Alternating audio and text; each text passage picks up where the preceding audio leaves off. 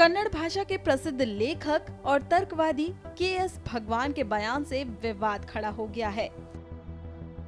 उन्होंने भगवान राम और माता सीता को लेकर विवादित बयान दिया है। अपने बयान के समर्थन में के.एस. भगवान ने वाल्मीकि रामायण का संदर्भ भी पेश किया है। मांड्या में एक कार्यक्रम को संबोधित करते हुए उन्होंने ये विवादित टिप्पणी की थी। के.एस. भगवान की टिप्पणी को लेकर हिंदू संगठनों और संत समाज ने कड़ा विरोध किया है और कर्नाटक सरकार से कानूनी कार्रवाई की मांग की है। एकदम झूठ है, उसको वाल्मीकि का एक अक्षर भी नहीं मालूम है।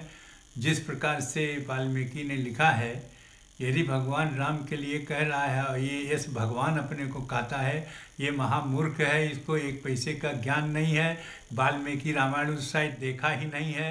ऐसे मूर्ख को और लेखक कहा जाता है, अपने को भगवान कहता है, यह कुछ नहीं है। इसको ज्ञान यदि एक पैसे का होता तो इस प्रकार का बयान नहीं देता।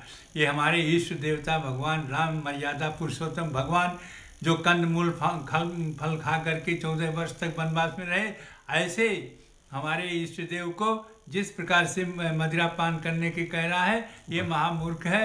इस पर तुरंत कानूनी कार्रवाई होना चाहिए, इसलिए कि हमारे इष्ट का निंदा कोई नहीं कर सकता।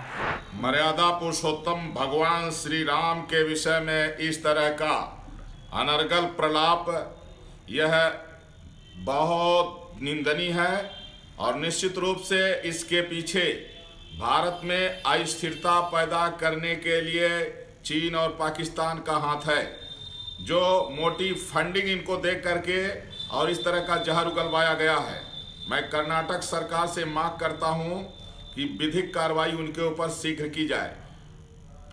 श्री वाल्मीकि रामायण में कहीं भी इस तरह का जिक्र नहीं है और कहीं किसी ग्रंथ में ऐसा नहीं है। कर्नाटक के कि अपने को के.एस. भगवान लिखते हैं, उनको मैं शास्त्रार्थ की चुनौती देता हूं कि हनुमान चालीसा से लेकर ऋग्वेद तक और जिस वाल्मीकि रामायण का चर्चा कर रहे हैं, कहीं भी वो आकर के हमसे चर्चा कर लें, शास्त्रार्थ कर लें।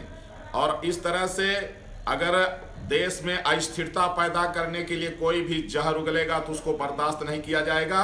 और मैं कर्नाटक सरकार से यहीं से कहा, जितना जल्दी हो सका इस व्यक्ति के ऊपर विधिक कार्रवाई करो, वरना फिर जो है इसका अंजाम बहुत बुरा होगा। कर्नाटक सरकार संभाल नहीं पाएगी। के.एस. भगवान है, ये तर्कवादी नहीं बल्कि वितर्कवादी हैं, और जब नाश मनुज पर छाता है तो पहले विवेक मर जाता है।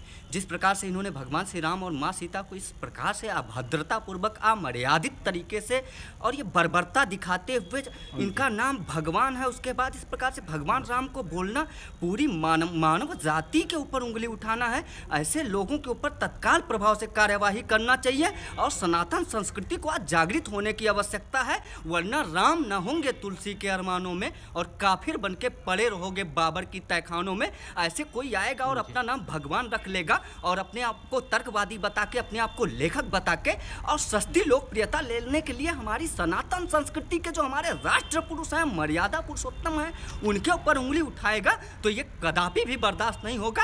और अगर सरकार सख्त से सख्त कार्यवाही नहीं करेगी तो हम सब आंदोलन के लिए बाध्य हो जाएंगे, बाधित होना पड़ेगा। के.एस. भगवान वही लेखक है ना जिनको जो है कर्नाटक में एक अदालत के अंदर में उनके मुख पर जो है कालिक पोती गई थी।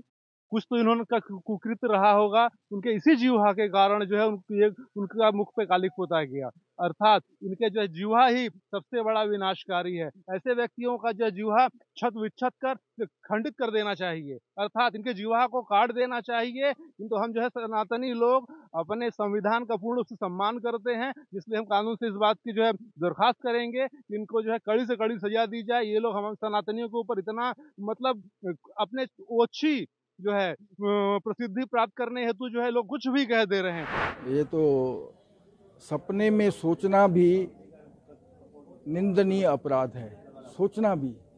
और मैं जो सुन रहा हूँ तो भगवान न करे ऐसा फिर दिन देखना पड़े कि ऐसे शब्द सुनने पड़े, कोई मुझसे ऐसे सवाल पूछे। बड़ी मन में पीड़ा हो रही है। ये प्रश्न आप लोग किसी से क्यों पूछ रहे हैं? अब जो कह रहे हैं तो उनको तो किसी मनोवैज्ञानिक को दिखाना चाहिए। राम का जो चरित्र लिखा वाल्मीकि जी या तुलसीदास जी ने रामचरितमानस में, कहीं भी ऐसा वर्णन नहीं आता कि उन्होंने शराब पी है या माता जानकी के साथ बैठकर उन्होंने किसी प्रकार का कोई नशा किया है। ये केवल कम्युनिस्ट विचारधारा के लेखक हैं और इनका उद्देश्य है केवल ऐसे जो जिनको पूजा जाता है देवी देवताओं को, उनके बारे में ऐसी अभद्र टिप्पणी कर सस्ती सुर्खियां कैसे बटोरी जाए, केवल इसके पीछे यही उद्देश्य है।